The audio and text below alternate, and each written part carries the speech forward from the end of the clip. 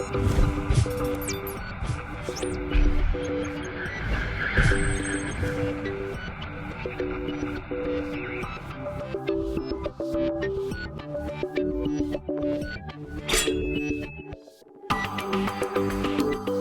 everybody, and welcome to episode number 75 of Final Boss TV, your WoW endgame rating show. I will be your host. My name is Adam K, aka Bay, and today's episode is all about Holy Paladins and how much bacon, or beacons, does your raid need in Warlords of Draenor.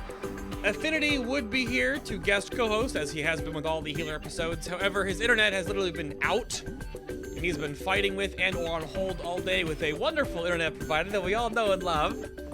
So maybe I can get him in sometime during the later part of the show or in the after show. So stay tuned for that. If you're watching on YouTube, you'll know because the title will say something about it. So, But today's episode is going to be fine nonetheless. We have two guests here today. One, apparently, that people didn't believe would come on the show. I guess Twitter wrangled him to come on here. And it's this guy over here. There's Shuttle. What's up, man? Hi, hello. What's going on? You ready for this? Are you good? I'm pumped, man. I'm happy to be here. You know, I thought I wasn't gonna be here, but we made it happen. We made it happen. Yep. You're standing in for Eladia right now, though, because he would just be a little mad about the healing issue right now, right? Are you guys gonna make sure to channel enough of that through? I don't think between the two of us that we have enough tears to make up for Ladia. But you know, we'll try our best. You know, we always try. We'll try our best. Have some water we can always just throw around. Just Right. I love you, Ladia, if you're watching. I'm sorry. I'm sorry. Love you. And then from across the pond, helping with the other end of the tears, I guess there's not enough over there too. There's Relil. Hello, buddy. Hello. Yep, that's it. We found out right before the show started that he has a little bit of Martin Freeman in him. I through chat room now is gonna be like, oh, they're gonna see it. They're gonna, hey, all right, that's awesome. Okay, you got that celebrity look-alike, and you're really good at this game. So we'll start this off real quick. Enough embarrassing my guest. It's fine. It's okay. It's good. I'm just like, oh, what'd I do? What'd I do? So. What do you guys think so far of Warlords then? I know we brought up Eladia a little bit, like I guess the healing issues in the game right now, and like they're really not hitting the mark with the healer setup with Warlords. But how has it felt going from like Highmaul now to BRF? I'll go with Relil on that one first. What do you think? So I absolutely loved healing in Highmaul, like back when. It wasn't the fact that we did good. It was like the fact that I preferred the playstyle. I don't like Holy Paladins right now with so much mana and so much spirit and 4-piece. I preferred the old kind of like Holy Light, just like spam away kind of style over this whack-a-mole kind of can you hit the right Holy Power finisher. It is weird. I mean, we'll get into that a little more in the show, but it is kind of awkward. Like when I was building the notes and I was like, so wait. The Retribution Paladin set I thought was one thing, but then the Holy Paladin one is like a double Divine Purpose back and forth with the two same spells, but then like if you put Divine Purpose in there, do you just like hit whatever lights up? Like what is pretty much. Is that fun? Like how is that? I don't use Divine Purpose that much because I actually hate the playstyle. Like I prefer to not use it. But when I do use Divine Purpose, I don't enjoy it. Yeah. It just, I know it feels like it's taking away from my ability to play the game. Yeah. Shuttle, what do you think so far? How's Warlords been? Paladin-wise, Holy Healing-wise, what do you think? I think it's doing well. I think all these fights have been pretty good for us. Double Beacon has been pretty strong on the majority of these fights. Highmaul was pretty fun, because like really said, you kind of had to watch your mana a little more. But overall, like I think the tier set's a bit shit. I don't think it's the greatest when you compare it to, say, something like the Shaman 4-piece, which is like totally insane. Right. Totally insane. But I don't know. I think we're doing good. I think there's some issues with the spirit and our mana. But overall, I don't know. I'm really enjoying it. Yeah. So something good, positive at least. Yeah. So that's definitely a little bit less tearful than I was expecting for when I was building the show. So all right. I'll take that. I know it's been a weird up and down platform, and for the two of you, from your perspective on rating, I'm sure like with all the the class nerfs and buffs and the recent +5 eye level change, which didn't, of course, affect you, but now affects like the entire rest of everyone else doing progression. Like, there's this back and forth with this tier so far, where it's been a roller coaster of like, oh, X and Y and Z is great. Oh, now X and Y and Z is not great. And now, oh, they're all amazing. And like, oh, Restless Shamans were terrible at the beginning unless you're really good. And then they get buffed again, so really good Restless Shamans are even more amazing. So, then Disc Priest got nerfed twice. Yeah. I mean, there's going to be imperfect imbalance in there too. But from like a healer perspective, like how is that like feeling from you guys? Do you have to like keep changing how you guys are doing encounters when you were doing progression? Was it a big problem? I mean, we haven't really gotten that many changes. We got the Beacon of Insight change where it was like totally whatever, like who cares? But they did like the Sacred Shield change, which I think came a little too late. Because by the time that change came, most people already had their 4-piece and they weren't exactly using Sacred Shield anymore. Right. But they reduced the mana on Sacred Shield, and then what would have made it really good in Highmaul, I think. I think a lot of people would consider using it more in Highmaul than they do now, but I don't know. Realistically, they haven't really done much changes with us, so it's not been too bad, but yeah, every other I feel class like has been changed.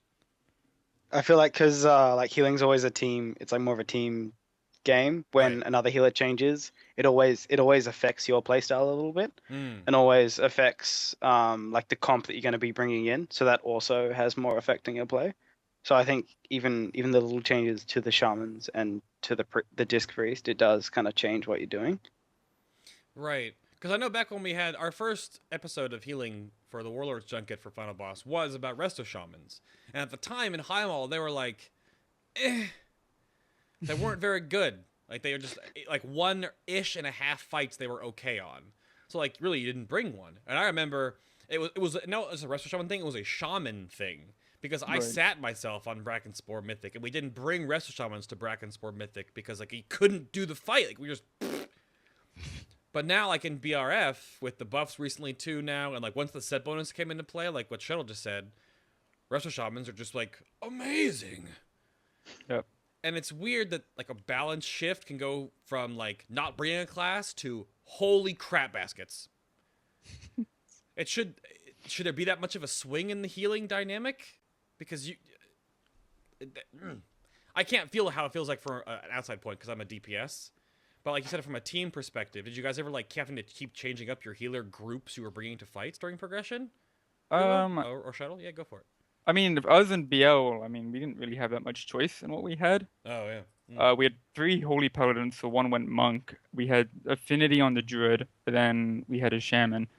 And, I mean, we made the Shaman work. I think he was in for every fight, except for, like, Tectis, which doesn't really count because that's not a real fight. I don't know. It did suck, I mean, having the Shaman in, but he made it work, Field Crest, so Right. it wasn't too bad. For us, Yeah. anyway. Okay. How about you, Relil? Did you guys have like any like comp changes in your healers during all this influx, or? So between Highmaul and BRF, we actually recruited a new paladin. Mhm. And just so that we could have 2 paladins in BRF for a lot of the fights. We didn't use them as much as we wanted to, but yeah, we used our shaman in Highmaul for if not every fight. Right. I still love what shamans bring to the raid, and so because I kind of get to choose who goes in on what fight for healers, well, most of the time being the healing officer, it just we didn't really change much because I already kept shamans in at the start. Right. So it kind of just stayed the same. Okay. We had a priest swap between disc and holy a few times, depending on whether we needed a bit more throughput or if we had another priest. But Yeah. That's the weird thing with Priest, which of course, if chat room was wondering when the Priest episode is going to happen, there'll be the last episode for healers we'll do. So we have Resto Druids up next, and then we'll do Priests afterwards in that. So Holy Paladin wise though, transitioning from Mop to Warlords, the ability pruning was like a big thing I always like to bring up with all the new classes in Warlords here.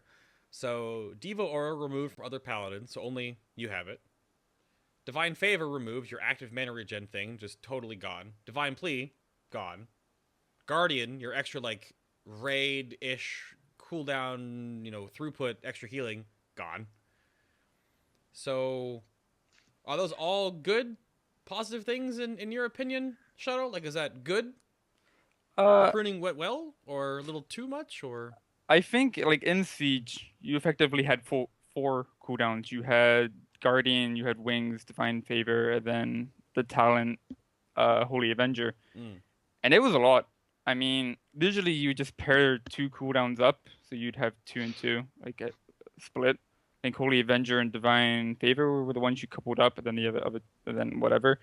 I think getting rid of them and kind of merging them into just one cooldown probably a good idea. I mean, I like it. I like my weak ore bar is like a lot smaller now.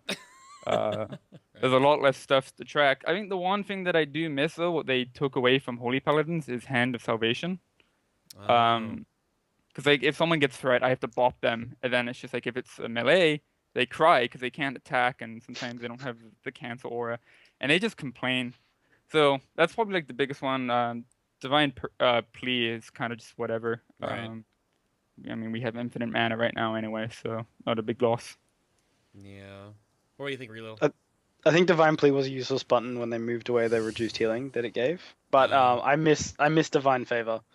I do. I liked having that like on demand little. It's not really a healing.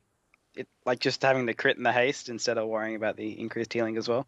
Right. I know. I felt like I had a bit more choice with the different cooldowns, but I can see why they did it. Yeah, I mean that's like one of the only things now. When you still talk about paladins in general as the class, there's still plenty of things they bring. Which the next part is how important like Hand of Sacrifice and Hand of Protection, even like Hand of Freedom has its uses right now. And Lay on Hands, of course, still a really big single target cooldown. Is there an interesting amount of overall reliance that you guys are finding on how important, and even like you can classify Purity now possibly because it goes buffed. It might have a place now, which we get into a little bit later. But is that the whole purpose? Like, are you supposed to have all these fights that need to use these mechanics, like bop this, sack that, Purity, and couple that with everything else? This, like, is that a thing that should be happening? Is that fine for the game? Like, you need like 2 or 3 paladins in some runs, honestly, between like a prot, a ret, and a holy. Is that fine for you guys? You think it's okay that your hands are so powerful and in need? Personally, I'm not a big fan of how powerful my hands are. Right. I need to stop going to the gym, right? Mm-hmm. Yeah. Yeah. Basically, Hand of Protection. I think the full reduction to physical is just way too strong to be like overlooked. The fact that you need the bops in the last phase of Black Hand. Yep. You need the bops in phase 1 for certain healers to use their cooldowns, assuming you're doing any real strat. And it's just, I don't know, it's just like they're just needed on every fight. It's crazy, and like you can see, there's like when we were talking to Eladio before, he said they brought in another paladin just because they needed the extra bops. Right. Yeah. Shuttle, what do you think? The reliance on all this stuff. Hey man, it gets me a raid spot. I'm all for it. That's I'm so, what matters at the end of the day. No, I think it's crazy. Like the reliance on like the tank damage now is like kind of insane. Like you know what I mean? Like if you don't have a double holy paladins, tanks are gonna get owned. And like sacks are like really powerful now, and you can have 2 of them. And bops and even purity has its uses. Like you can purity the impale on Blackhand if you're doing some weird strat, or purity the shadow debuff on Iron Maidens and cleanse it without it doing any damage. So yeah, no, I really like that our hands are powerful, and I think that's kind of like their goal with Mythic is that they want you to like it's 20 now, so they don't have to like tune fights with 10 people. 20, you can have more people. I remember them saying that at BlizzCon, like, we're going to design things where certain classes are good. Like, look at Blast Furnace, you have the priest with their mind control, or you have paladins with your bobs. And it's not like paladins are rare, like you said. Typically, most guilds have a prot paladin or a holy paladin, at least 1 or 2. So, I don't know. I don't think it's too big of a deal. It's just weird looking back at these raid encounters. I wonder if when the designers sit down and they build these things, like, do they think like, well, for Iron Maiden's Mythic, we gotta think they'll have at least between 3 and 5 Blessing of Protections. They can totally ignore all of these aimed shots during the bomb phases that ignore an entire hard part of it. It's fine. Just bop the one person. It's good. Oh, or you can also like feign death it and bubble it and vanish it and all those other things. It's fine. It's fine. They can ignore complete sets of mechanics. It's all right. It's okay. I wonder if they do that. And now I don't know. Like, I hope not. Like, just because like that means that they literally want paladins for every fight. Right. Because right. it's almost implemented in every fight. That really is. Sad.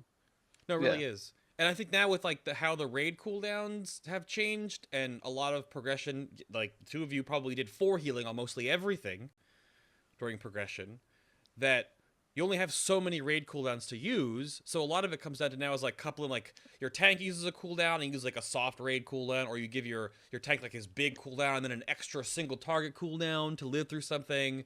And then like all these little things have to be coupled on top of each other. But a lot of it comes down to Paladin. Because like, you know, a shaman's got, now they have 2 SLTs, which we can't go back to that episode now, but holy crap, it's pretty good.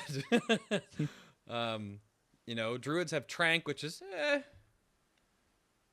you know, I think people like underestimate. I don't know if they do, but yeah, Paladin probably has the best utility across the board, especially when we can have 2 of it, like 2 bops, 2 sacks. Like it's insane. Yeah. Like, definitely. It's a little good. So the little thing happened too, going in from Mop to Warlords now, is that Word of Glory, Eternal Flame, and the Light of Dawn all have cast times now. They used to be instant, to my knowledge. Light of Dawn used to be just like, woo, weird, upside down, holy pillar, pyramid thing, and then, you know, Word of Glory and Eternal Flame were just coupled with, usually they just came on top of a heal.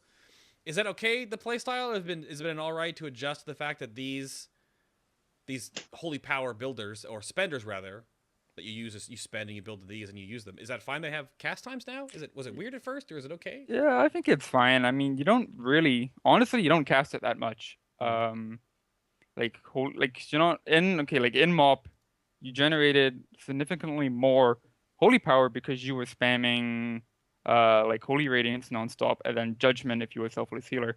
So you were like just blasting these like finishers out. Whereas like now, like you're really only getting it through Holy Shock, and the finishers generally just suck. Like I don't know. I think it's not too bad. I've definitely gotten used to it. So I'm fine with it, to be honest. It did take some adjusting in beta, but I don't know. What do you think? Not too bad. I think because we're not like really using them as much because you're taking away the selfless healer, and the amount of holy power we're generating, as Shuttle said, that we're really not casting it that much. So like we're still standing still because we're casting out the spells, but it was like quite hard to get used to at the start. Right. But that's what beta's for. That's true. Yeah, the 100 hours of beta that we had to put in. Oh my god, I can't imagine. Yeah. I did plenty of beta. I've harped on it multiple times before. I tested every class and spec at 90 and every class and spec at 100. So just to see what was changing in the game to give myself a better opinion of what's happening going into the next junket of classes this expansion. But yeah, that was one of the weird things. I think every healer has a little bit of a change in that regard, like what got a new cast time that used to be instant or whatnot. So if it wasn't a huge change, that's fine, I guess. Not bad. So Blackrock Foundry is what we're been dilly-dallying right now, and probably will be until at least like August, September for launch. We'll probably get PTR for Tier 18. I hope by like June. We'll see though. Take your time, Blizzard. Honestly, take your time. We're fine. Just give us a break. Come on. You don't want another. I mean, I'm fine with Tier 18 coming out August, September if it doesn't have like every other week there's class changes. That's fine with me. So Paladin healing excel in like tank healing now, right? Do you think that's the only thing that Paladins are really good at? Is that like just the way their niche and or niche is supposed to be like right now? I know Lottie's going like in the background somewhere, I'm sure. But is that like required for progress? Like you bring 1 or 2 and all you do is you heal the tank? Shuttle? Was that what you felt? Or Relil, go first. Go for it, man. I personally feel like Paladins are like really great at spread out, like consistent AoE healing, like as long as it's not too strong. So the big kind of demolition phase in Black Hand, like we're actually really bad at that because we can't like push a large amount of healing in a small amount of time and burn mana. We're like more of a consistent healing. So like on the spread out AoE healing, I feel like we're really good at that as well. But most of my tank healing really just comes from beacon. Like I'll heal the tanks every now and then, but not as much as like I should be if you have Right. 2 paladins in. Well, you Shuttle. It's kind of That's the thing. Like, it's kind of weird how paladins work. If you have one paladin, you need to kind of watch the tanks a little more because you only have like one beacon on each tank. But if you have two, I mean, you could just leave the tanks and heal them through beacon. Like it's kind of weird. If you have two, you can definitely feel it. But no, I mean we're like the perfect fight for like a holy paladin is like probably butcher. Because you have two beacons that are like constantly taking damage, and then you holy light the raid and prism and all that good stuff. So like butcher's like an ideal fight for the holy paladin. But yeah, like kind of like what really said, like any fight where both tanks are taking damage and it's like spread, you can just holy light all day. That's like the ideal holy paladin fight, really. Right. holy light every day. Yeah, it's weird because the only interaction you get with actually healing the tank with your beacon on them is the reduced mana cost now, right? Right. Yep. Yeah. And they take up to 60% of your healing from healing other people. So you do kind of just like, pop that guy, pop that guy, pop that guy. Your tank gets all of it. Both tanks get all of it in that regard. Yep. So, It's really good. Like double beacon is like insane. yeah. Which I'm so happy. I don't know how we managed to play with it without it until now. Without But, like, it? holy, it is so great. I love it. a lot of Bacon tank, every day. a lot of tank mechanics back in the day only required one tank to be taking a lot of damage, so Yeah. you just move your beacon back and forth. Now you're just like, Don't even have to do that. don't have to do that anymore. Just leave it on both Yeah. of them. Yeah. It's But awesome. so are there any encounters you feel like you're lackluster at? Like you're like, or are you good at all encounters? Or you just kind of adapt to them? I mean, the Pers- one thing like spread healing is like like AoE healing like phase 1 and Black Hand. If you're like spread, like depending on what strat you're using, like paladins might not be that strong. But if you're spread, if you're like stacked, paladins are good at like popping their wings and just going ham. Like Holy Radiance has quite a lot of healing when you have wings up. It's like kind of crap otherwise, but I don't know. Like if there's like a lot of damage and you're like stacked, you're not gonna do that well. Like a shaman's just gonna completely own you, Right. or like a druid. But other than that, I don't know. Like paladins are pretty strong outside of like situations like that. Interesting. Relil, anything else to add to that? Anything? I honestly just felt pretty bad in the first phase of Black Hand. Like, Yeah. just purely based on the fact that there's quite a lot of movement, Right. and unless you're really getting a bop or you're bubbling, you're not really getting to cast much. Like, even though you get the Fox, outside of the Fox, you're still running. You actually can't cast almost anything. And then we're stacked, so a Shaman's just destroying you at the same time. Yeah. So. Interesting. I guess there's really nothing you really have that was an interesting point to, I guess, counterpoint to that is that paladins for a while have always kind of like complained that they can only do certain things, but if you both feel that you can kind of do and adapt to whatever, except right now on the heavily stacked raid healing mantras where like druids and resto shamans just destroy you. Otherwise than that, you feel pretty solid at doing kind of whatever you need to do for the healing aspect. I mean, yeah. I mean, if there's like burst healing, like you just hit Prism, just pew, heals up like 6 people, heals the beacon. Like I mean, I don't know. I've yet to find really a fight where we're weak, like exceptionally weak. I guess. I hope you make that sound effect during raid. Yeah. Does that what happens when you pew? Yeah. No, I make some weird noises definitely during raid. It's usually I don't cue my mic because it's like really weird. Definitely did in Blood Legion, not so much. I don't think Midwinter's ready for me yet. Okay. I don't think they understand who they recruited. Yeah. Anyway, So let's figure it out. I guess in the healer hierarchy right now, then where do you think the 6 healers stack up? Like, who's the top of the pack and who's the bottom of the pack? Like in a general sense, in your opinion. We'll go with you first, Relil. What do you think, man? I hate this question.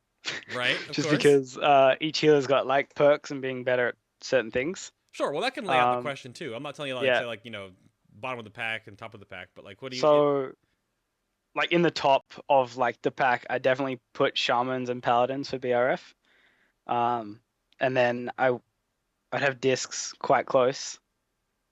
I'm not a big fan of druids myself. Like I absolutely just dislike having a druid in my raid. So I'd put druids at the bottom, and then I'd go probably in between holy and what's the other one? And monk in between there. Interesting. You put monk below holy priest, huh? Yeah, or around there. They can like interchange. Sure. Like I know I'm a big fan of our holy priest, and like he just does really good. He does better than the druids that I've seen. So it's an interesting situational thing too, I think, with monks now, which we talked about on their episode, where like getting to be able to use a fight where you can actually both fist weave and mist weave is a really good positive. But if you have to do only mist weaving, you're kind of at a loss. So I can kind of feel how you feel like maybe they're probably weaker in certain fights because they can't utilize that well. So, what do you think, Shuttle?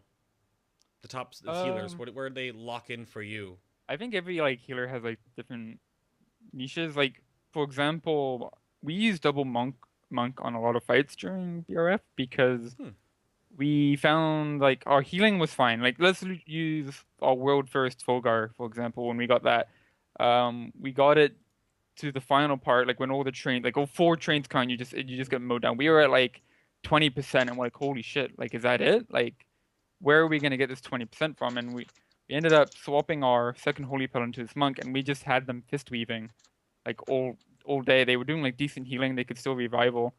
So I think monks are pretty strong. I agree with really that druids are probably like a little overhyped. They were supposed to be like our gods. Right. Like coming into this, they were like really hyped. They're okay. They're okay. I think a lot of things with like holy priests is that they actually do pretty good healing. I think they're somewhat similar to say like a druid. Like the playstyle is like somewhat similar. Yeah. But it's like why would you play holy when you can just play disc? Well, yeah, that's what we'll have to bring up on the priest episode when we finally get there, is that usually you only bring a holy priest if you either don't have a resto druid or have 2 priests anyway. Yeah. Because it's a very similar playstyle where it's kind of like just throughputty. And you have to like, if you have a disc priest anyway who can just absorb the damage and stop it from happening in that regard, it's usually a little bit better. Because not taking damage is still better than healing it. So Yeah, I don't know. If I had to pick an ideal like 4 heal comp, double paladin, disc, and a shaman, that's just me. holy is a little more consistent compared to druid. Why druid has the trank that tends to just destroy it like a divine hymn. Yeah. What about if you had a 4 healer comp that you would bring, Relil? What would you take? Shuttle just said his. What's yours? I'd only take 1 paladin. I would take a disc, a holy, and a shaman. Interesting. Small change there. All right. Fair enough. Do either of you want to let loose some disciplined priest like Salt, or do you guys both feel that? Yes. Okay. No. This week on Gruel, okay, our disc was doing 80k. What the hell is that? Everyone else is doing like 60k. You know, we were thinking we're cool, and then just like you look up the meters, you gotta like look way up. The bar's over there. I don't. The thing is with disc is like they look good on meters because they're just sniping damage that like you can't get. I don't know. I hate disc. I hate them. If you play a disc, I hate you. Wow, strong words. Just leave it. No one likes you. Jeez. It is. Go ham. My personal thing that I had feeling for the healer community was I thought that the perk that made Powered Shield have 0 cooldown was a bad idea. Well, their playstyle is so awful. Like my co-main is a disc. I mean, I guess I am an enemy. Self-hating disc. Like that is my co-main, and it's really boring. Like you hit Cascade when like to get your shields up. You shield the tanks on cooldown. You clarity when you need. Like it's just boring. Like really, really boring. Like you smite and you penance whatever the hell. I think they look good on meters because they're just sniping damage that like you can't get. I don't know. I hate disc. I hate them. If you play a disc, I hate you. Wow, strong words. Just leave it. No one likes you. Jeez. It is. Go ham. My personal thing that I had feeling for the healer community was I thought that the perk that made Powered Shield have 0 cooldown was a bad idea. Well, their playstyle is so awful. Like my co-main is a disc. I mean, I guess I am an enemy. Self-fading disc. Like that is my co-main, and it's really boring. Like you hit Cascade when like to get your shields up. You shield the tanks on cooldown. You clarity when you need. Like it's just boring. Like really, really boring. Like you smite and you penance whatever the hell. I think it's boring. I think it's more boring than any other healer by far. Yeah. I feel bad for So people who play disc. I think discs are maybe a little overhyped just because they're still overhyped from MOP, like being that amazing shield class that absolutely just destroys everyone. Um, I think like it's always good to have a disc in the raid because it definitely helps on prog, but I Sure. don't think it's something that really it's kind of something you have to deal with. Like I don't care if my hit like if my numbers are a little lower, but I'm still doing like everyone's staying alive. I don't really care too much. Right. Yeah. So I mean, at the like end a of the day, disc, it's team. It's a team yeah, game. it like Sure. healing is more teamwork than all the other like roles. I think that the Maybe issue not that tank. that from my outside in for the healer perspective is that as a team game for the healing core now, the issue is that when you actually can't heal things because it's all being absorbed, you don't get to do what you want to do and what you're there for. You know what I mean? Like it really propagated bad at the end of Mist when Discipline Priests were like, "I'm gonna shield everyone and no one takes any damage, and you don't have to heal anything or drop a healer anyway because it's just bleh." You know, then you can't do anything, especially if like you're a resto druid or a shaman at the time. Like you didn't do it. Your hots did nothing because they didn't ever tick. So I think that's the issue. That's why I think again still, powered shield having 0 cooldown is probably a big culprit, in my personal opinion. Because if it still had that 4-second, you had to like play around it and actually like choose other spells to cast. You couldn't blanket entire half of the raid with shields. Well, it's better than the Holy Nova playstyle they had in beta. Oh well, That was. I mean, I liked it. That I was just hit one fun. button. That was You'd great. see me. I'd just be jumping around, hitting like my V for like Holy Nova. You were like a friendly arcane mage going in for Holy Paladins. You're tier 17, the battle gear of guiding light. So 2-piece and 4-piece. Your 2-piece Light of Dawn casts have a 25% chance to proc a three Holy Power Word of Glory for free, or Eternal Flame if you have the talent. And your 4-piece is that your Word of Glory, or Eternal Flame, have a 20% chance to proc a free 3 Holy Power Light of Dawn. meh. I hate it. So, dude, is the back and forth proc can the procs proc the other proc? Yes. Really? That's why Divine Purpose is like insane. Like sometimes you'll have like 20 like procs. Like I think the highest I've had is 14.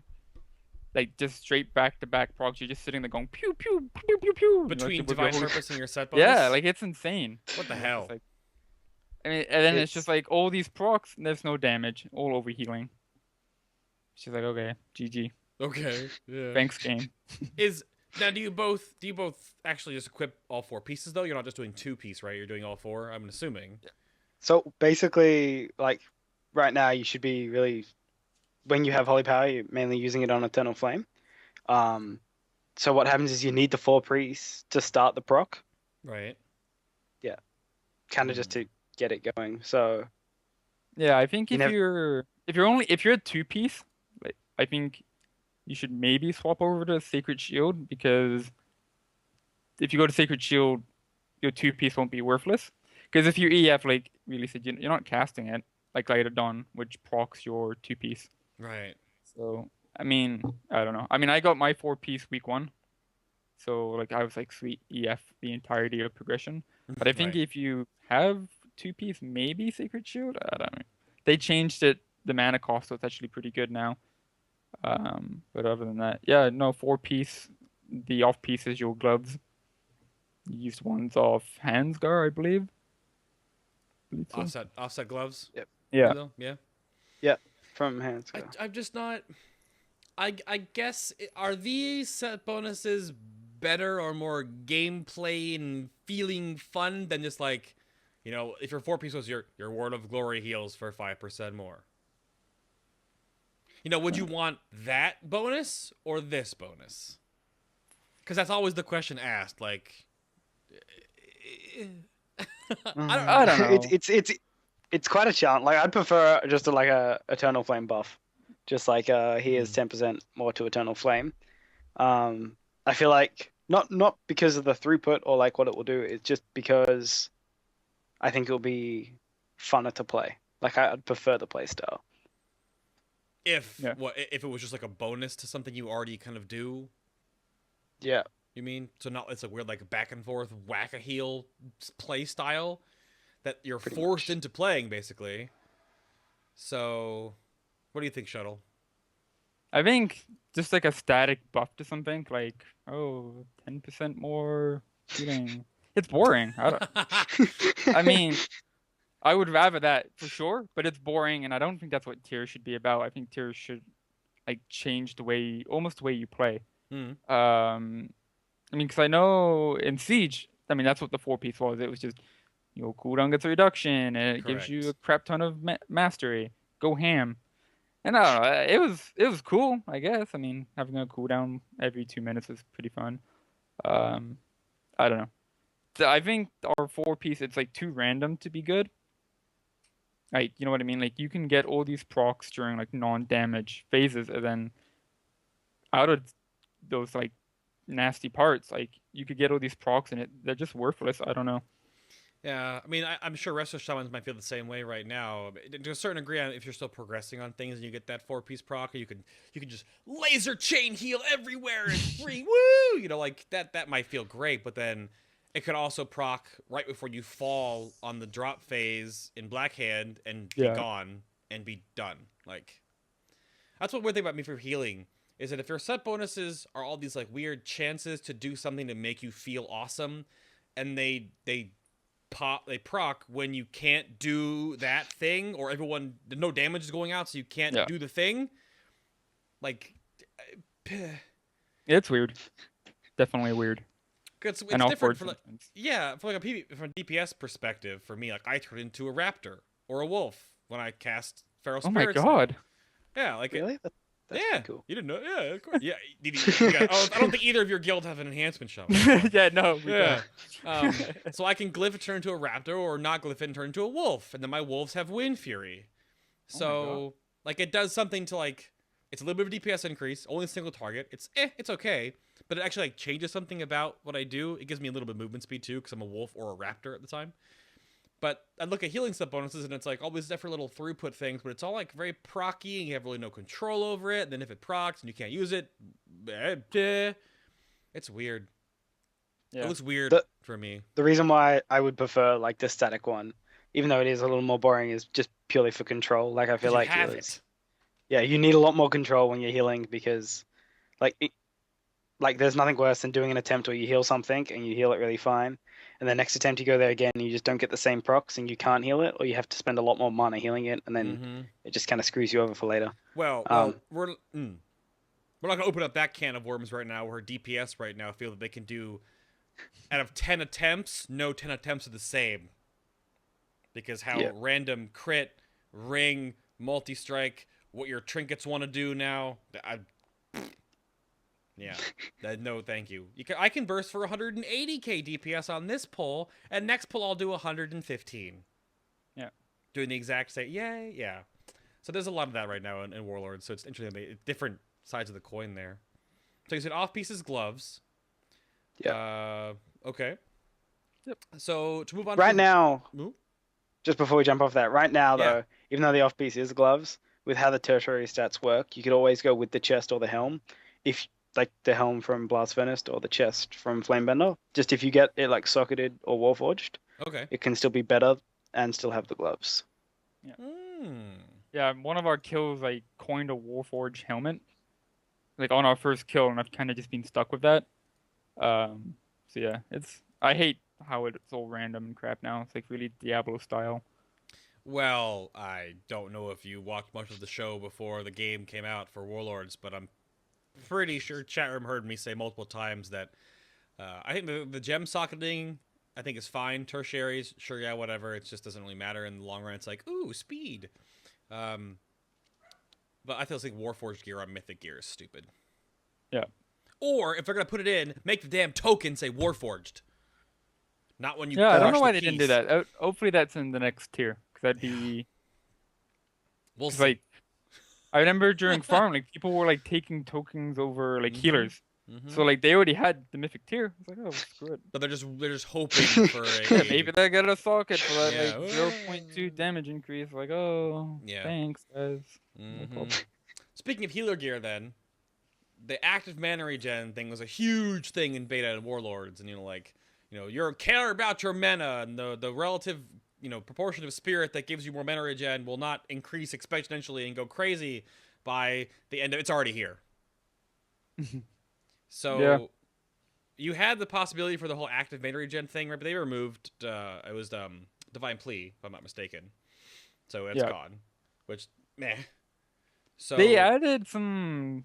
It was gonna be kind of cool the way that because they were gonna make it so you could like trade throughput for like mana, right? Like if I remember correctly, like they changed the way that Divine Plea worked. It wasn't just a button you hit every 2 minutes anymore. It had no cooldown, and you could literally hit it and exchange like holy power for mana, right. which would have been like kind of interesting. But I don't know. The issue is that we just have so much mana. Right. Like maybe they could have fixed that and then put this active mana like kind of nerf spirit a bit. I don't know. Right. Yeah. But no, it's interesting. So how important is spirit for paladins right now then? Like I guess that in your non-existent. With 4-piece, yeah, with 4-piece and divine purpose, you can run double int trinkets and like some int jewelry as well. Yeah. Like I'm not even or like using, non-spirit jewelry. Non-spirit. for like some of the shorter fights, I don't use the healer legendary ring. I swap over to the haste mastery ring. Yeah. Because I just don't need the spirit. Yeah. And straight up, it's just I don't. If you're playing correctly, and you're not like spamming flash of light or using holy radiance when you really shouldn't be, I don't know. You should be fine on mana. Yeah, I think monks had a similar thing right now, where like between Everburning Candle and Mana Tea, they're infinite mana right now too. Yeah. And I know they've said this for like the last 3 expansions, like healers will care about mana. 1-ish tier into the expansion, no one cares about mana. So I don't know what I mean. The Everburning Candle was a problem from the get-go, and then they buffed it and then nerfed it and then buffed it again. They buffed it back to where it was after like the middle ground nerf, right? Then the 5 eye level bump now I'm sure doesn't help anything. So, because all you care about right now for your stat attunement for paladins is Sanctified Light, which is crit. Right. So is crit the be all end all? Yep. It is Big Daddy of Holy Paladin stats. Yeah. Besides End. It is. And is like obviously still king. It is the strongest, and there is a point where you're like, there's not really a direct line where you're like, oh, I have too much. You kind of need to make the judge for yourself, where you believe that mastery is going to be better for you, because mastery is quite close. Yeah. It's also better for farm, for padding. So then how do the stats lay out then for paladins right now? What's like the echelon? How do they descend, Shuttle? In what order do you? Just like int, crit, everything else basically. I don't know, mastery. It goes crit, mastery, haste, multi-strike, versatility. Yeah. No, like pretty close. Like crit is definitely like way ahead. Then like it's like haste and like mastery like really said. Then yeah. Mastery is getting closer as you get more and more gear though. Yeah, and it's definitely stronger with the 4-piece and divine purpose, definitely. Because the more EFs you get out, the more mastery. Because obviously EF now refreshes your mastery. Right. Okay. So like the more stuff you can throw out, like obviously the better. Yeah. So it's also weird too because the Paladin Mastery with Illuminated Healing works with multi-strikes as well too. But is that just like crit is just more powerful anyway than like worrying about multi-strike, so you really don't worry about it too much. If it happens, it happens. Just because crit also like gives that, because correct, yeah. So it's not like the multi-strike is doing something that crit isn't, and then because crit also helps with Holy Shock, like it gets doubled for a Holy Shock. Of course, exactly. And then that triggers other effects. So technically, like the crit just brings more for us. Right. No, really. Yeah. I mean, the Holy Paladins are like the fire mage in the healing world. Like crit is just what you want. You know, everything is sort of funneled into Holy Shock, and Holy Shock procs things. It gives you holy power. Like it's all funneled into this. So, and It's pretty annoying too. Like we don't even want spirit. Just kind of go back. I really want to rant about this because it's kind of annoying. go for How it. like shamans, for example, and druids, they gain so much from spirit. It is like unreal how much they gain. Like they can spend chain heal significantly more. Like since they buffed these two trinkets in Blackrock, Mm-hmm. like the amount of spirit like increases their throughput. Like it's insane, man. Like you give the Holy Paladin like that trinket, they gain almost nothing from it.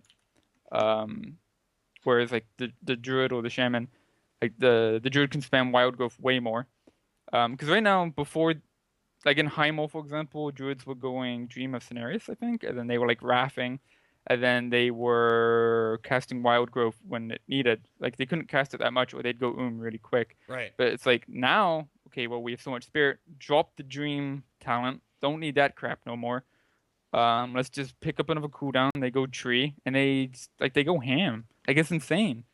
Like whereas with us, we don't have a way of dumping our mana. You know what I mean? Like there is nothing we could like really dump our mana into the way that like a shaman or the druid can. Yeah. It's kind of annoying. Now, is that fine though? But it also kind of feels like you have a resource that you don't care about in mana, right? Like do you ever really think about it? when I you're think raiding? mana's still a thing. Like you still Mhm. have to keep it in mind. Like even if you do drop all spirit, like if you have mana, if you have too much mana, you just drop spirit, and then to the point where you're reaching those kind of like breakpoints where you're like, oh my god, look, I'm actually running out of mana. And then if you're not, you're just geared incorrectly, or you really like because there's always something you can do to heal. Like if you finish your fight on 100% mana, then you could have been using different spells. Like you could have flashed instead of using that holy light, Right. and it might like it just allows you to do more. Hmm. Yeah, it's a weird situation right now, and I feel bad that it's already a thing this early in the expansion that they were so focused on mana being like a resource that all heroes would care about. But Yeah. so back on the force set again. Does the stat priority shift at all? It was a question that came in, like crit haste, over the rest kind of deal. You said mastery sort of becomes a little more powerful in that regard with the force set? You're not gonna like enchant it or gem it though, are you? No, No. crit will probably always be king. Hmm. But yeah, no, the stat mastery definitely goes up in the weight value. But you're never gonna go for it though. Like you're not gonna. I will start going for mastery when my crit reaches 100% with wings up. Yeah. Just Yeah. because at that point, any more crit during a certain point of wasted, each fight right? is just wasted. Whereas the mastery is still going to give me, even though it's a little less during the other parts, it's going to Sure. give me a more consistent output. So where is your crit at with wings currently then? Like what are you sitting at in the gear? It changes depending on the fight because of the Merciful Wrath glyph. Okay, sure. So I'm a big fan of that, but I don't think Shuttle is.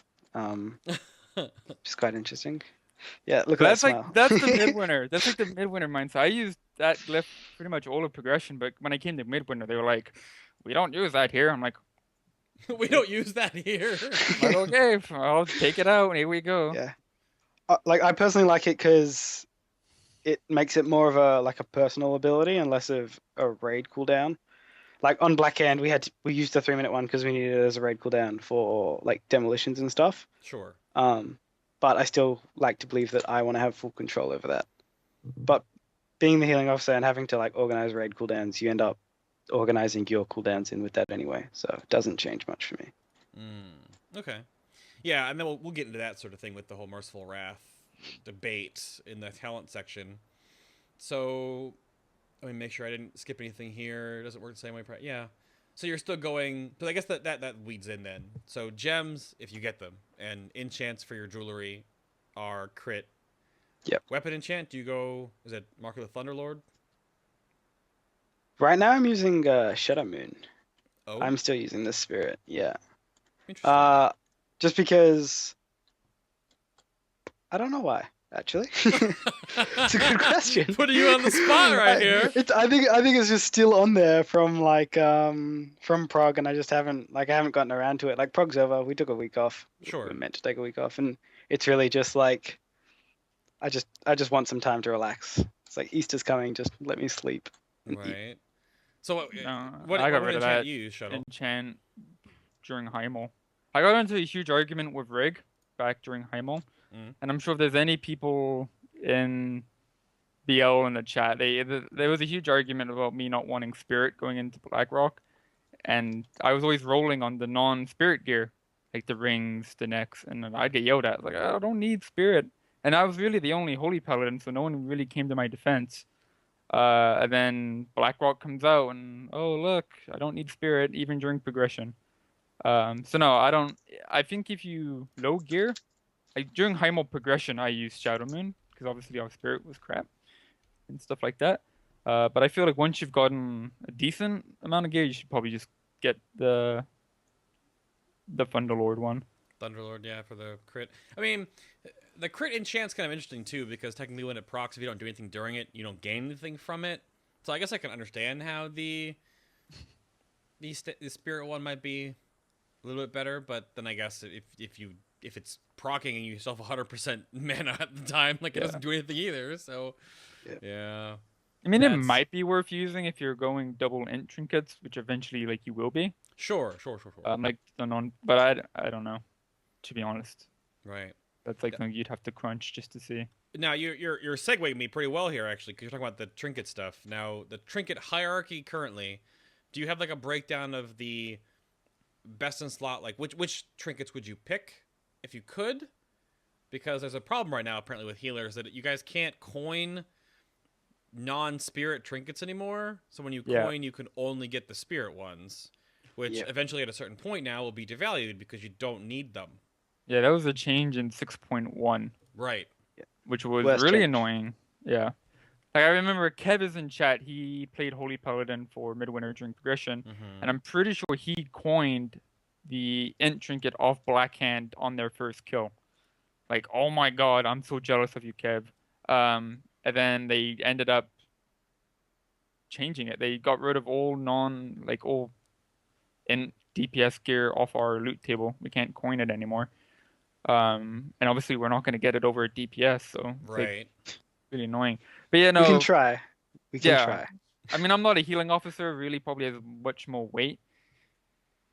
They probably just be like, give me the trinket, and then probably just give it. Yeah, we're not going to get it anytime soon either. So, but if we could choose, like, if you're using DP because you need less mana, you'd end up going with the Orgorger one and the one from Blackhand.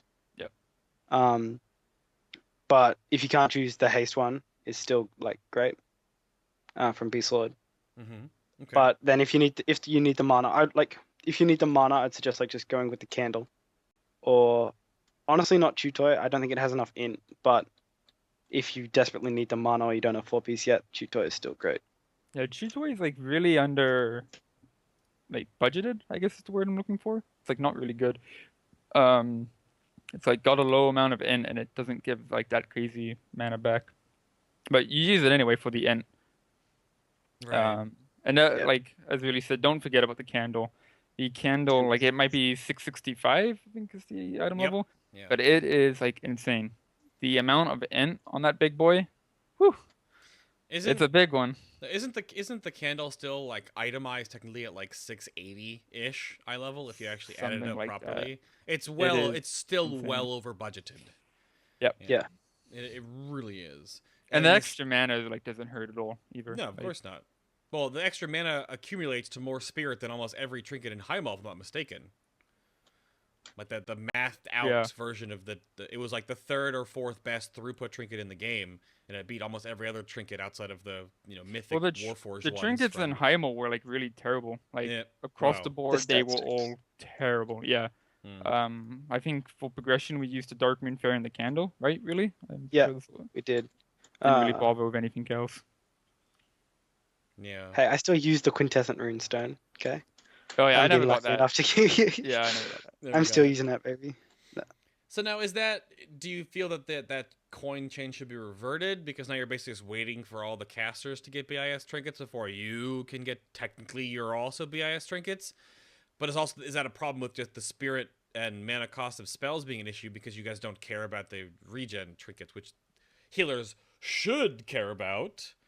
It's a weird back and forth. Like which camp are you in? Are you okay with it right now, or do you want the fact that you should be able to get the all caster-ish ones? I think the one thing I love about Paladin, like one thing I really do like about healing is that you have to manage your mana, and there's like less mana management like kind of style isn't my favorite. So I'd prefer them to kind of change up Paladins and make it so that we need mana again over. But like no matter what you do, you can always get trinkets that are gonna make you not have to worry about mana. So yeah, well, yeah. Then you can argue that the mana. I still think they should revert it. I think they should revert it just so people get to choose what they want to do. Sure. And if you get a coin, like if you coin something you don't want, at least you coin something, great. Yeah, I know. Better than gold. What do you think, Shuttle? I think there's like an issue with Spirit. Like I think this all comes down to just Spirit for Holy Paladins and even Disc just being absolute crap. I think going forward they kind of just need to fix that. I don't know how to fix it because I'm not like. Because right now, like, Paladins just don't need mana. They probably have to change some spells and stuff. But I think right now, yeah, they should just give it back to us. I mean, why not? Like, I don't know. Yeah. Yeah, give it. I want to coin it, please. I don't want to. I don't want to beg my raid leader for it. Yeah. Loot Council is they hate healers. That's so. I get every single healer to go in for me, and then I'm just like, if you get it, you're giving it to me. That's so deal with it. so awkward. It feels like but it's also a weird state of balance because that means that healers can actually get more options for gear that other people can't. Because like I'm not going after strength and agility trinkets, you know, like what I mean. So it's a design point, but in that regard too, healers have a lot of leeway in like. Because they kind of do both, because healer damage was also buffed too, so you also can't argue that point. There are plenty of phases and fights now where healers can totally do some damage, and it's not, if you're not, you know, a Discipline Priest going full damage build or a Mistweaver Monk going Red Crane. So yeah, I mean that's how we did Crowmog actually on our first kill. Healer DPSing? Yeah, so I would pop my wings basically on the first breath, and then every other healer would just be smiting or doing whatever the hell damage they do. And I'm just sitting there solo healing the first 30 seconds of the fight. And, I mean, that was pre-damage buff, but, like, they still did a pretty good chunk of damage. I can only imagine what it's like now. Obviously, I don't really cast Denounce anymore in Raid, so I don't really know. But, yeah, no, I think the damage change was pretty cool. That makes me wonder... I'm looking at what Boosh said in chat too, because the mana issue that Holy Paladins have, I wonder if it's also too propagated by the fact that you do run double beacon, and the mana reduction on that looks kind of superfluous. Is it there because of like you need it for lower gear levels? Because you guys are talking from higher gear level point, but beacon is so either A, good, B, almost mandatory, and C, gives you mana when you don't need it, or you know, lessens the mana cost of spells. If they removed that, would it maybe...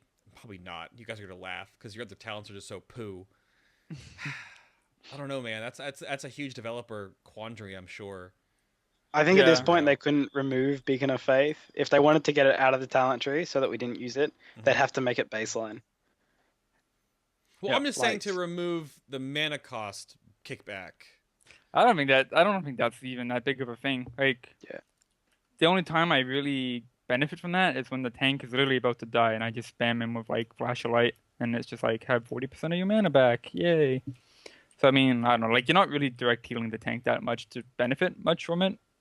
So no, it probably wouldn't do anything. No. You do a little more if you're the only Holy Paladin in the group. Yeah. Because it's like so strong right now. You bring 2 Paladins to most of the end bosses and just standard healing, like just standard like spot healing the raid will keep the tanks up anyway. Yeah. We just don't have a good mana dump. Like I mean that's the issue. Like straight up is just Holy Radiance is not worth spamming. It's okay, but it's not like a wild growth where like you're using it constantly or like a chain heal. Right. Like you're if not we need to spamming. burn mana, we can though. That's the thing. Yeah.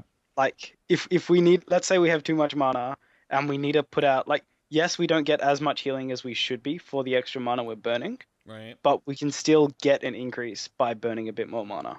And I think because it is such a large amount of mana that you have to burn for the small increase, Right. a lot of people aren't willing to do it, and that's why you see so many paladins finishing fights at like 80k mana and stuff.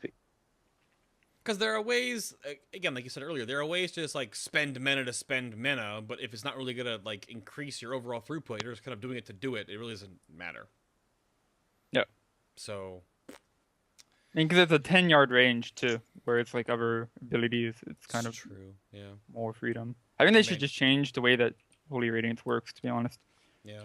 I mean, because take it back to what it was. Firelands. Yeah, and then just give it like a massive mana cost, but make it do like a fuck ton of healing. That'd be cool. Yeah, I think that is like something they should really consider going into next tier, because that would be fun. Yeah. Well, they can only ever do like spell-ish changes on content patch stuff, so we'll see. I don't know. We shall see. But lots of things we're hoping for tier 18, because it felt like tier 17 was almost like live beta. So many changes and class changes and nerfs and buffs and everything was fed to poop to bed. Yeah, it was like live beta. It was weird how they did 6.1 during progression for a lot of people. Yep. I thought that was really weird. Yep. It's like, oh, here's some class changes. Look. Yeah, I know. Like, they could have still done 6.1, but they're like not done the class changes right then. Yeah. Well, whatever. Timelines and whatnot. Anything more on gear, spirit, and mana, anything like that before I move us on? Anything else, gentlemen? Good? Make spirit useful, please. Please, spirit. No, just let us coin the int. That's all we need. Yeah, let us Ignore coin. spirit. Let you coin int trinkets. Yeah. Yep. Yeah. All right, then. Well, I'll move us forward then. Do a little bit of a commercial break real quick here and tell you guys about some awesome communities and websites and things and announcements and updates and stuff that you may not know about. First up, of course, the amazing community over at Manaflask. We've been talking about them for quite a long time. If you guys need some interviews and what's not, they have the interview with Paragon up here. They had an interview with, I don't know where Ascension's interview is. It should be somewhere close. But they had one. Sunni's, of course, got the healing method, Mythic Foundry progress here, stuff like that, too. They have articles and posts and 6-1 class represented armory stats and things and the Blizzard awards and stuff and all this crazy. Look at all these. No. So you can go check out Manaflask for more news of World of Warcraft. A lot of the big things you get from Manaflask are the interviews they do with different top guilds. They did a lot of interviews for the BRF race. And I'm sure they'll do the same thing in Tier 18. So just bookmark manaflask.com. Check them out. And, of course, Paladin Love. SacredDuty.net is Thek's little home for protection paladin stuff. But, of course, if you're a paladin and you dilly-dally in the protection things, this is a great little website to go to. A lot of the great part of Thek's website is all of these weak auras. All these weak auras break down, and you can go check those out. All up here on SacredDuty.net.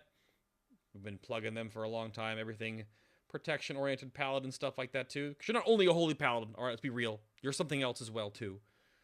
You can go check that out there. Our website is being worked on a lot right now. It's still in the current work-in-progress stage. But if you haven't visited our actual website lately, it actually looks like a website now.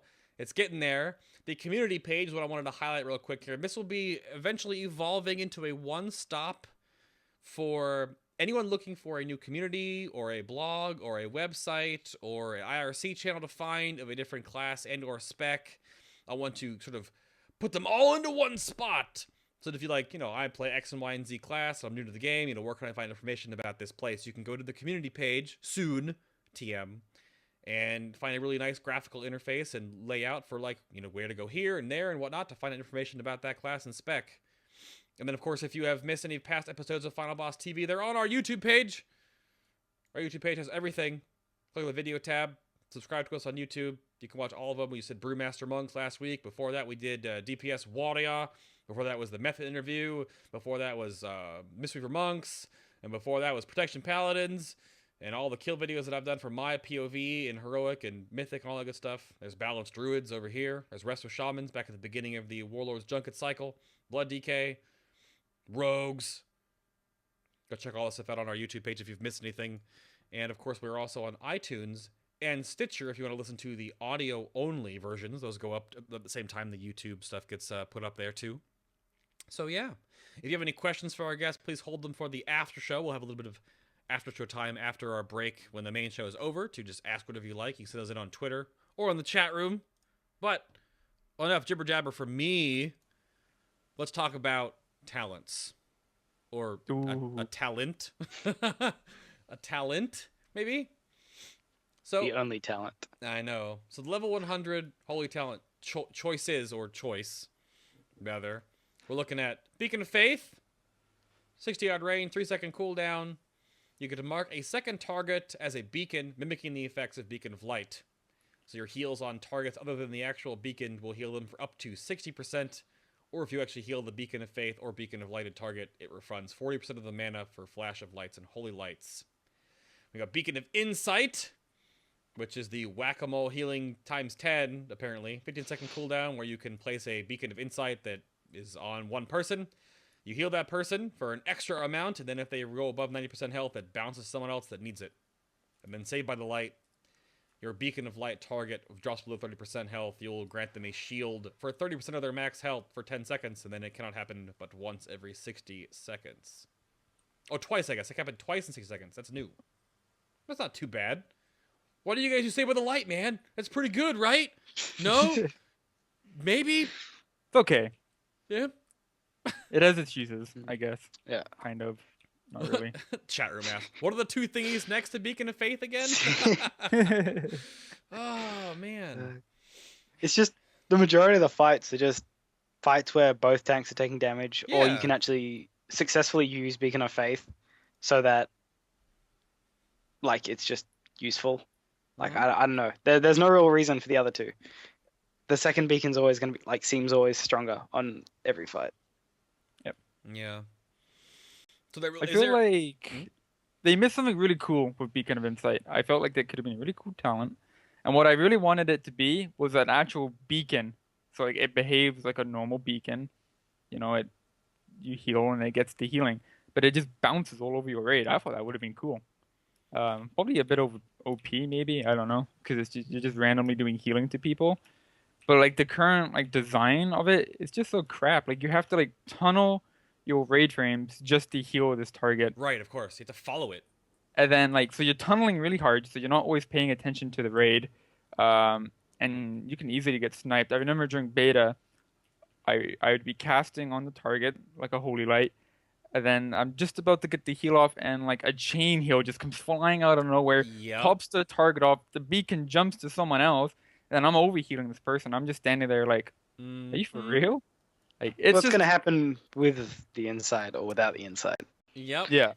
The only annoying thing is that it doesn't stay on the target, so that, like, if you have a heal on the person, it should stay on there, like if you're casting, so that at least your overheal gives you a little more mastery.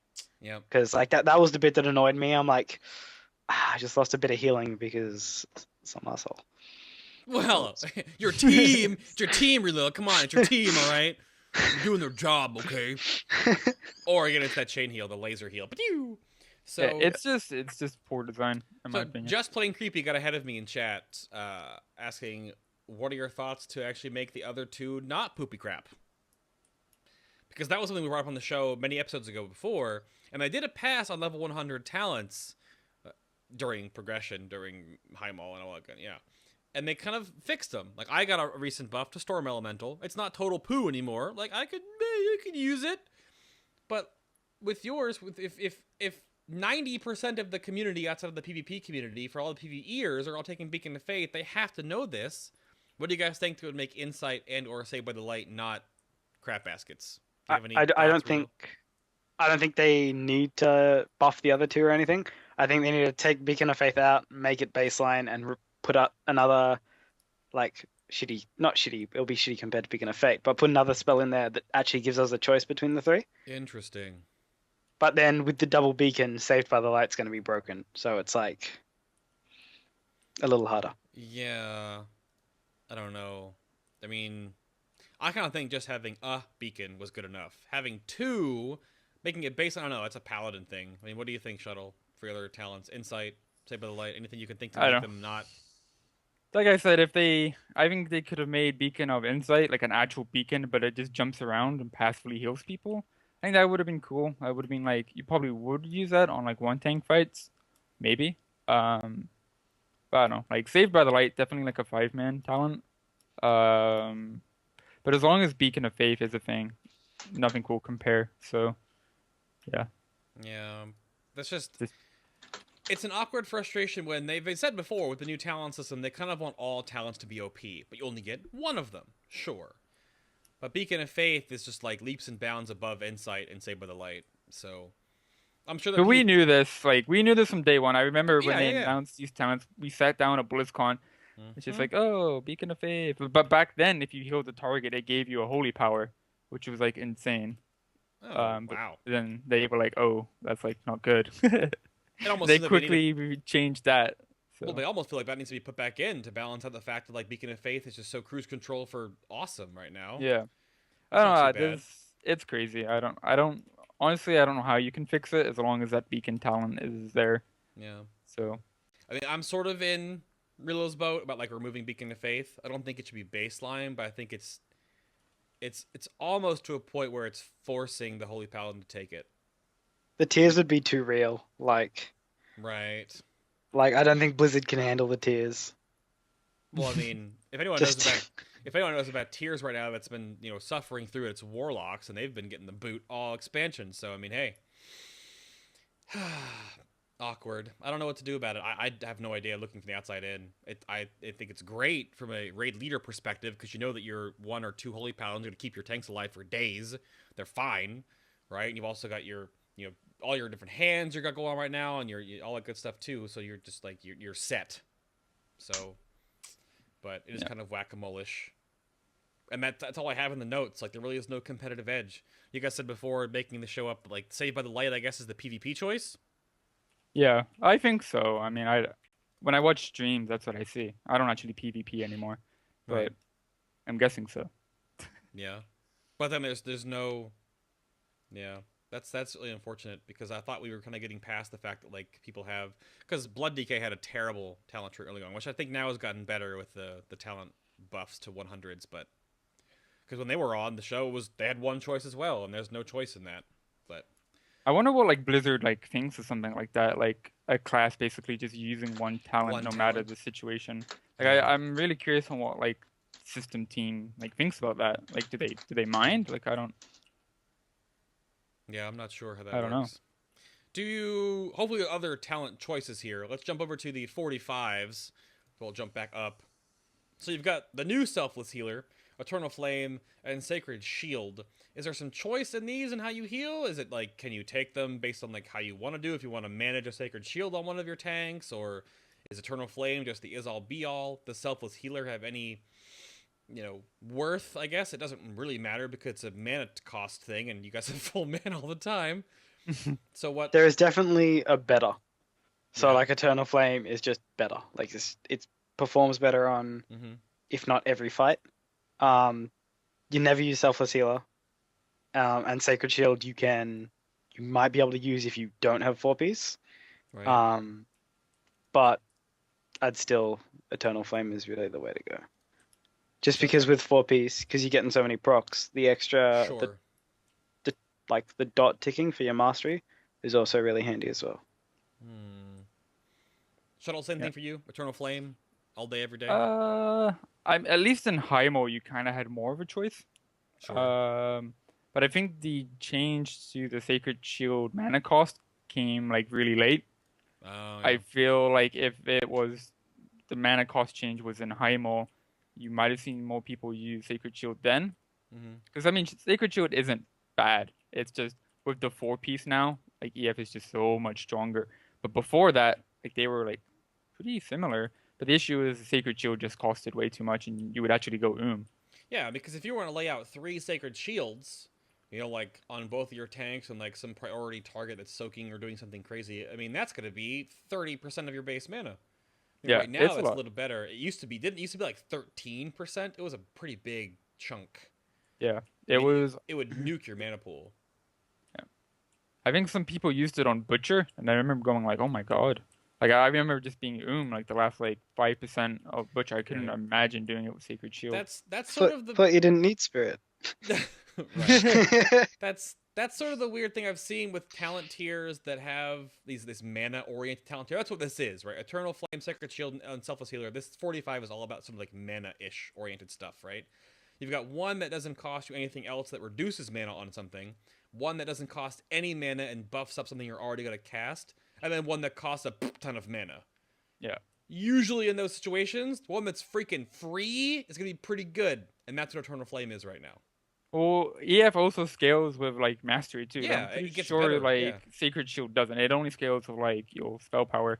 Whereas like EF, the dot, oh look, your mastery is doing like absolute work. Well, Cool. now does Sacred Shield scale with anything else besides spell power? Just spell power. Yeah, just just spell spell power. power. So it has It no can't even interaction. crit. Like if it could crit because Yeah. we're stacking crit, it'd be a lot better. Yeah, that'd be But- great. Yeah. Even if it could crit with our 4-piece, you probably still wouldn't use it. So Yeah. it can't crit, and the versatility has nothing. No versatility interaction. I'm not too sure. I haven't really checked that. I don't think it's like ever really came into my mind to check it, just because it is like our worst stat, Yeah, and it's a second. It's who cares? But Really? it's probably something I should know though. Yeah. Is it? I Chat room is saying it know. actually can crit. So I think we need like a backup on that one. Can it actually crit? I've never been able to see it crit. Yeah, the issue is that you don't really use it. Like I mean, it could do all I mean, that crazy that's- crap, but like, who cares? That's my It's backup crap. point, is that if you haven't used it for so long because it's just like, then you wouldn't know. So that's what I'm wondering. I mean, if the shield procs and every it refreshes, but how does it crit? Does when it refreshes, that amount of absorb is improved and increased? I'm watching it now. Live testing here. It did just. It's different every time it procs, so I'm guessing that is the crit. Yeah. Well, crits and or multi strikes add to the Yeah, and or amount. multi strikes. Yeah. Interesting. One time it's given me 6.8k. Next time it was 8, and then the time after that it was 17. So that's interesting. I didn't even know that. So like even with the crit, it's still not going to be stronger. It's still that's interesting. It I've might never be, used it this expansion, so I have no idea. It's a crap talent. I don't like it. Yeah. Straight well, up, that comes I down just- to your. Yeah, exactly. Yep. That's just it still runs the argument, of course, is that Sacred Shield. I mean, if we're talking about this mana argument again too, like it could be something you use your mana on, but Well, the Yeah. issue with that is that if you go Sacred Shield with the 4-piece, it's crap because you're not going to be casting Word of Glory, really. You're going to be casting Light of Dawn. I don't know. EF is just so much Right. better. Like, there's really no reason And that's to sort use of Sacred Shield. that's what I've heard Red Pallies talking about too, is that they have a certain interaction with their 4-piece that could have like tunnels them into a certain talent layout.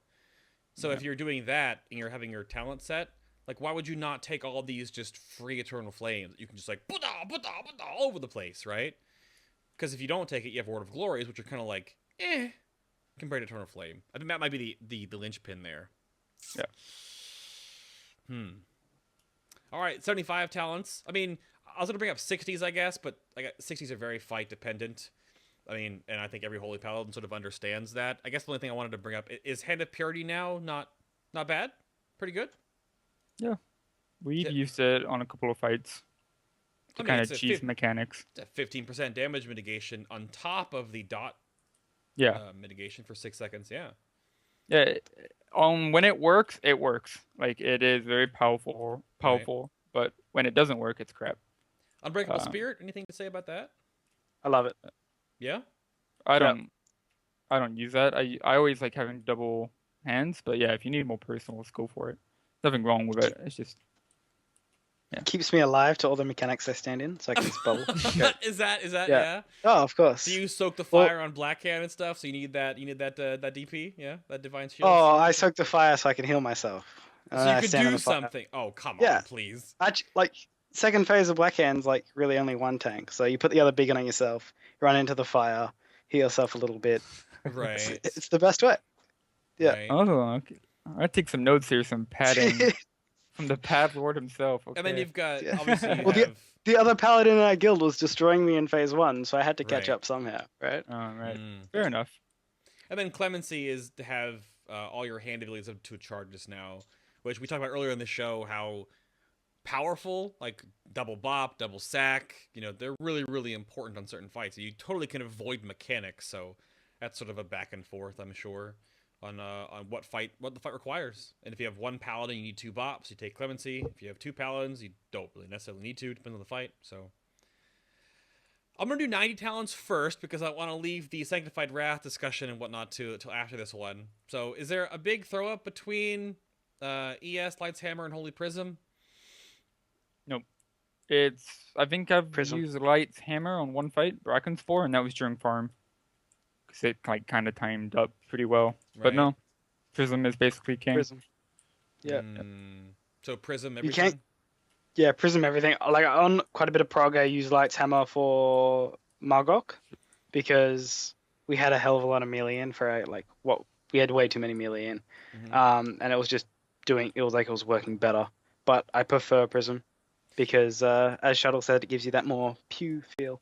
Well, right. So, now the use of Prism, of course, would be that you would always want to cast it on an enemy. I'm assuming. Yeah. To heal 5 of your allies. Right. Yep. Fair enough. Plus, it does a little bit of extra damage too, which never helps during that little progression period. Yeah, of course. I mean, because the prop paladin use usually they target themselves to AoE off of themselves. Yeah. Oh, and they can also do single target, of course, to help a little bit of healing, but the prop paladin version is not really going to heal too much, so fair enough. I think some people use Light's Hammer on Chromog. I think that's like a thing for the hand phase. You just for the hand phase, drop the hammer and it just does. It heals, and then it also does damage to the hands. I mean, I guess that's a thing. But we didn't need the extra damage. So we had like an army of boomkins in our raid, so they just hit one button and everything died. And then Executioner Sentence, just no.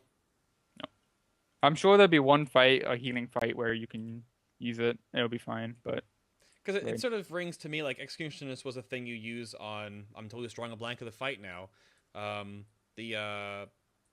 In Terrace Endless Spring, the healing fight. Sulong or Sulong. Yeah, Sulong. Sulong. Yeah, that was. You get all the little buffs and you just cast. Yeah, ES would do like crazy amount of healing. Yeah. But we didn't have any healer centric fights in this tier so far. So, like where you're doing something in the fight other than just healing health bars, right? There was no Valithia Dreamwalker fight, so. Which Brackensport kind of had that. Like healers really controlled what happened in the fight and how long. True. You had to spend certain points and that's like an interesting healing fight to me, where healers like I don't like healing like targets like that. I mean that's boring. But like healers actually controlling when they're pushed up, that's awesome. Like Blizzard, like keep doing that. Yeah. I think every healer has sort of an interesting like love-hate relationship with the fights that have really interesting healing mechanics in them. Yeah. So like keeping the mushrooms alive, obviously healing Valithria to full, healing Sulong to do damage to the other phase to push the fight. Yeah, it was interesting, those mechanics. So, alright, level 75 talents. We've come to it now. So Divine Purpose, obviously taking it with your 4-piece is just like mana for days because you're free spells for days. I guess the bottom line there. Yeah, you don't have to take Divine Purpose. You can play you Sanctified Wrath. Right. Yeah, it's it really comes down to like what playstyle you prefer. Sure. Divine Purpose with less spirit will be doing more though. Of course. Yeah. Right. The more spirit you have, the time that you're spent casting the free spells, you're just generating mana anyway. So yeah. Yeah. Like I said, it makes sense in that regard. So Holy Avenger, any challenging use for this? Have you played around with the crazy spam you can get from Holy Avenger? Or not really that big of a deal?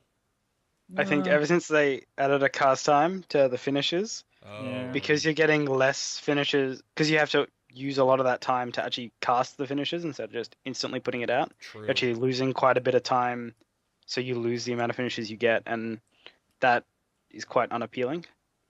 That's a good point, because I'd imagine like with the burst healing potential when like EF was an instant cast. When you could be like, spell, instant cast, spell, instant cast, spell, instant cast. But now you're just like, cast, spell, cast, cast, finisher. Yeah. True. Shuttle, Same kind of thing thought there. Eh? Yeah, I mean, Divine Purpose and Sanctified Wrath, like the better, like some talents better on some fights where it's like I use Sanctified Wrath on Black Hand, but I'm 99% sure that Divine Purpose is like way stronger on that fight. But it's farm. I don't really min-max farm. I kind of just show up and hit buttons. Like, sorry, Midwinter officers, if you're watching. Like, well, right now anyway, tier 18 will hopefully be that- tested. yeah, hopefully that doesn't affect my trial. Me saying that, so trialing with Midwinter here. You're dead. You're dead. He's gonna kick you, Ted. He's out. He's out. Done. Yeah, but I don't know. Like, I like Sanctified Wrath, but DP I used it for most of the progression period, and it was pretty fun. So yeah. So that brings up the Depends on fight. the point I wanted to bring up about Sanctified Wrath is that there's sort of like a back and forth on how this works, right? So Sanctified Wrath for Holy is your Avenging Wrath lasts 50% longer and grants more frequent access to abilities that you cast while it lasts. So Holy Shocks, 50% less cooldown and 20% more crit. Yeah. And would you just take Sanctified Wrath and be done with it? But then there's also Merciful Wrath, which is a glyph that reduces the cooldown and effect of Avenging Wrath by 50%. So is the combo to go like Sanctified Wrath with Merciful Wrath like the better way to go? Does it depend on, is there weird math like fight length or like when you're gonna use wings? Like how does that work in that regard? Like, really, do you want to break this down for me a little bit more? Because it's a weird interaction with these two, with the talent and the glyph. Yeah. Basically, Avenging Wrath gives the 100% healing increase and then the 20% crit and haste. And what happens is when you put the glyph in, it gives 50 and then 10-10. But you still get the 20% crit from the Sanctified Wrath. So personally, the reason why I love Merciful Wrath is the fact that you get the Sanctified Wrath, the reduced Holy Shot cooldown, and the crit up for at least for about 33% of a fight. 30% because you're not always using it on cooldown. Sure. But yeah, so I'm a big fan of the Sanctified Wrath, Merciful Wrath kind of playstyle because but kind of 4-piece ruins that, which is a little unfair. Yeah. Well, I mean, that's the interesting point too, because what if you're trying to get your best benefit out of Sanctified Wrath healing, right? And I would assume in that regard, you want to make sure you cast Holy Shock every time it's up on cooldown during that window. But then you get all these procs back and forth from your set bonus that you just like, do you use them? Do you not use them? Do you want to use? That's weird for me to think about. I mean, Shuttle, you said you. Oh, go ahead. Sorry, it's always hard because like, it's always different. Like it's always a different situation in the raid. Like you can't just like Holy Shock doesn't do that much healing. Sure. It's like unless you have Daybreak or anything, but without Daybreak, Holy Shock's really doing nothing. It hits like a wet noodle. So you pretty much want to be using the other spells if there's like a lot of raid damage going out. But there's no real like rotation or like priority system over heals. I'm pretty sure that's with all healers. Okay. I just don't understand how that works from my perspective. So I don't heal. So Shuttle, you said when you went to Midwinter, you actually had to like not use the glyph because you wanted to be a stronger cooldown that was up for like a raid oriented cooldown. So there's a different like fight to fight situation there with that. Yeah. So like in Blood Legion, I was like the main Holy Paladin, and then we had Tennis Ball who like switched between like Paladin and Monk depending on fight. So pretty much I was using the Merc glyph and then going like DP. Sometimes like Merciful Wrath depends on the fight, and that was fine. Like my numbers I felt were really strong during progression. And I came to Midwinter, and then they don't use the glyph at all. Like I don't think they used it like at all, like ever in any fight. I think they just straight up just didn't even bother with it.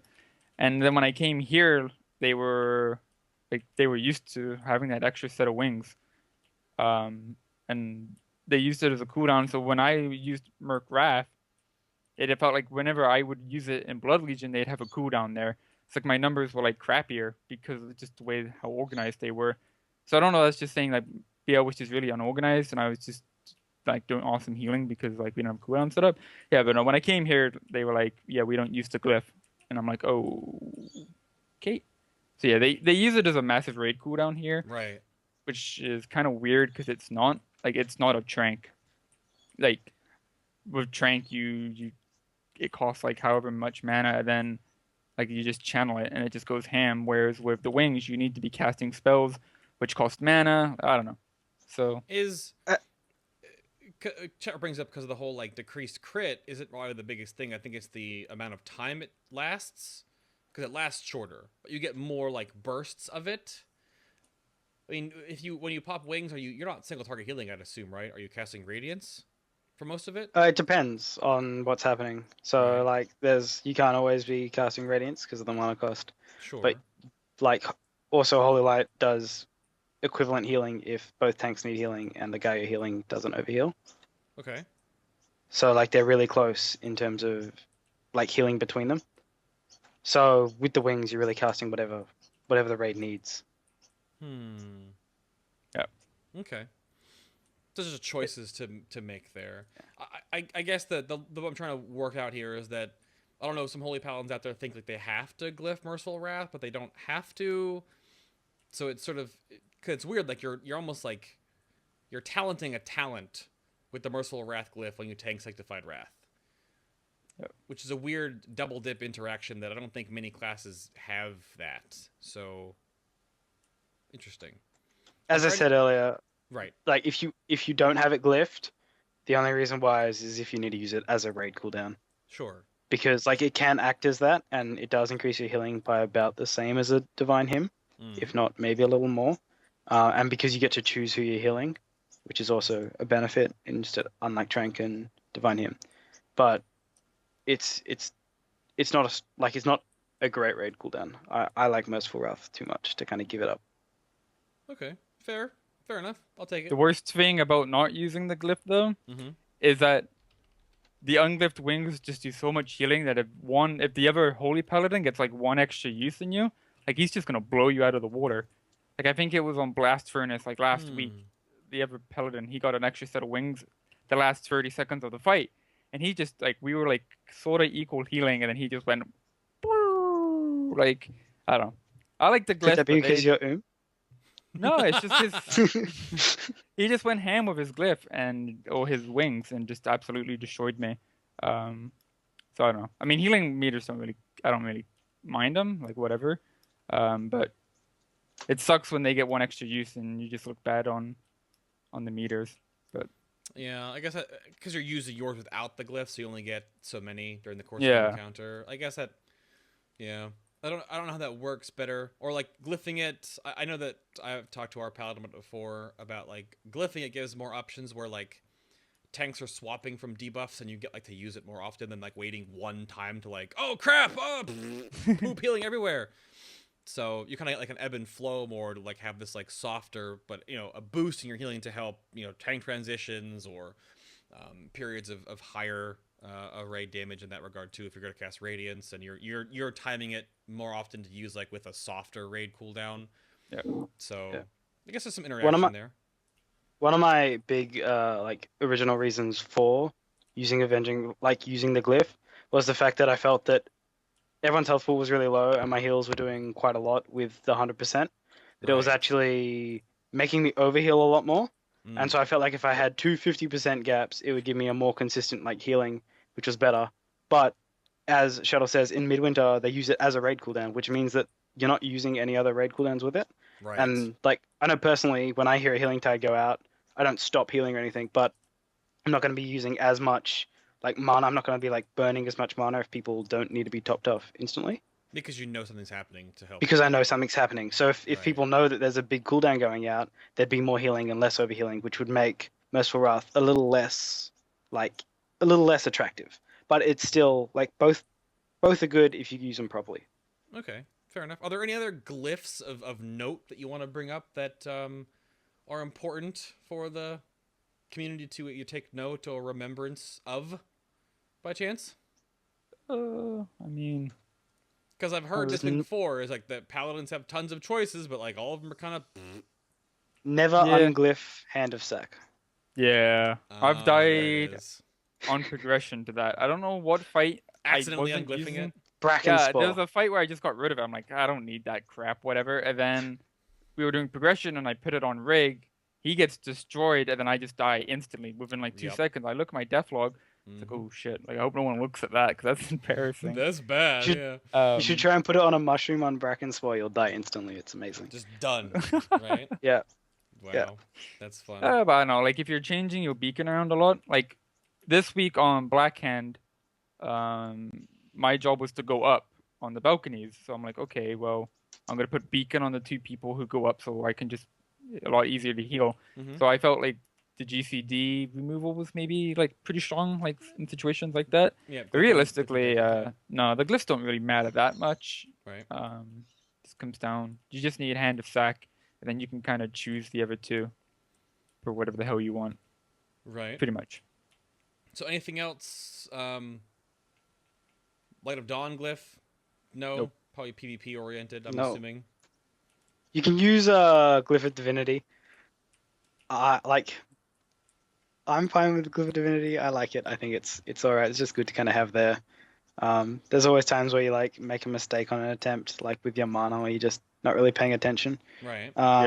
You kind of have someone in the background that's like talking to you, and you're just like, oh, okay, well, just get me some mana back, thanks. That's sort of that really forces Lay on Hands to be sort of a one-shot wonder in each fight, though, because if you take, if I'm Unbreakable Spirit, you probably get multiple Lay on Hands, but if you don't and you also glyph Divinity, I'm sure you'll only get one. Yeah. In Yeah. the fight, yeah. So like a fight like Gruul was like a 4-minute, 5-minute fight. Like Yeah, you Divinity's get like one. pretty strong. Yeah. Right. And then that's true. I guess fight length comes into it. If you're gonna get one anyway, like it's a 5-minute sub fight, I'm sure, because you might just burn your mana. That's a good point. I like even it. if you could get more than one, because Lay of Hands is such like, it's an amazing cooldown. It's Sure. like so strong. Our tanks actually use it as a cooldown. Like he actually calls, "Get ready to Lay of Hands me." Yeah. Oh, absolutely. Maybe- It sounds And like so- a DK tank, right? Like, Right. No, it's definitely a warrior that oh, Christ, yeah. it's great. But pretty much, like, it's so strong that even you actually have to save it to make sure you're using it to save someone's life. So the divinity thing, you don't use it just for mana, unless Sure. you're like last 5% on like a fight and you're like, oh my god, Yeah. Whatever. I'm really bad at this game and I oomed. Give me some mana. Yeah. Sometimes I'll just lay on hand someone at 50% just for the mana during farm. It's like, eh. But you don't oom. Yeah, but you don't know right now. Anymore. Well, if you're going extra ham.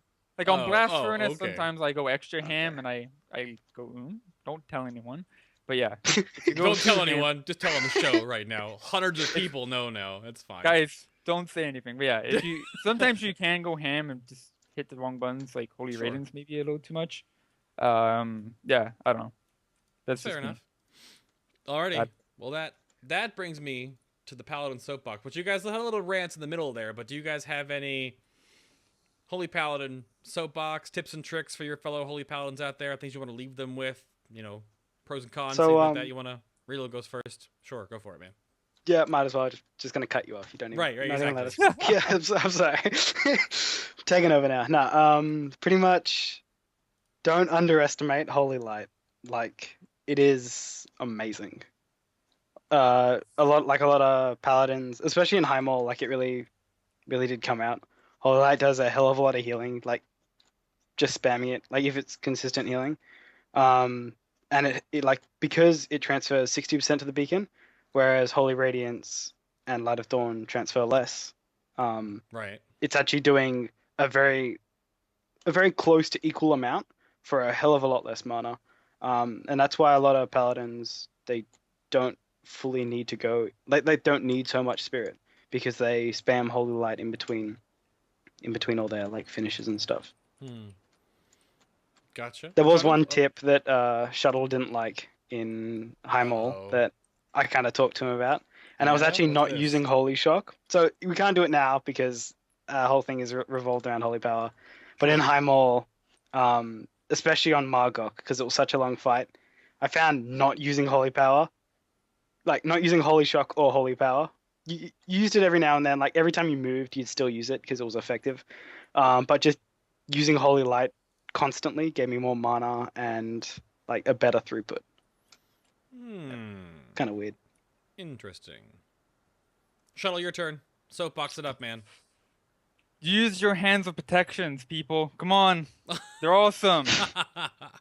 Like, when I look at logs with people, it's like, well, your tank's dying. Like, my tank is dying. How can I heal them? Well, I mean, sometimes it's not about healing. It's just putting a hand on them. Like, place your hands upon your tank. Oh my goodness. They love it. Yeah. So, other than that, I don't know. Like, heal your raid people. Hit that holy light button. It's your best friend.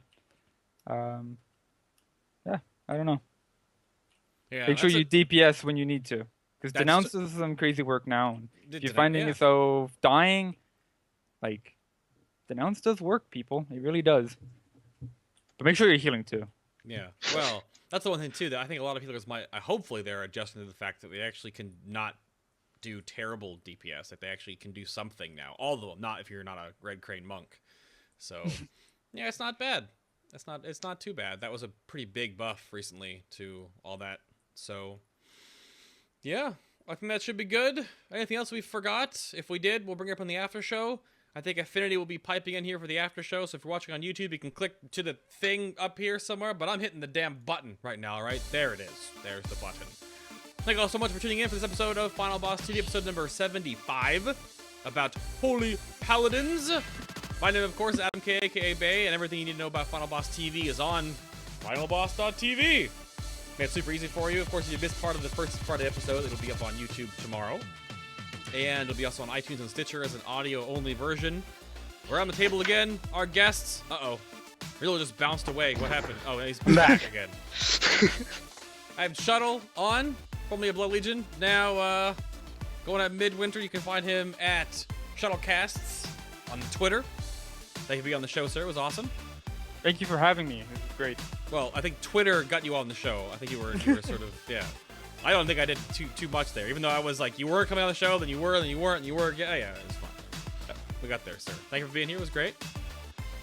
We also had Over the Pond and Under the World. Relil came on. Thank you, sir. He's on Relil ASC on the Twitter. It was great. Thank you, sir. Martin Freeman lookalike, maybe. I'm not even that. See, the thing is, I've never seen anything of him, so I don't even know like how he is or. Come on, Watson, get it together, man. I like it.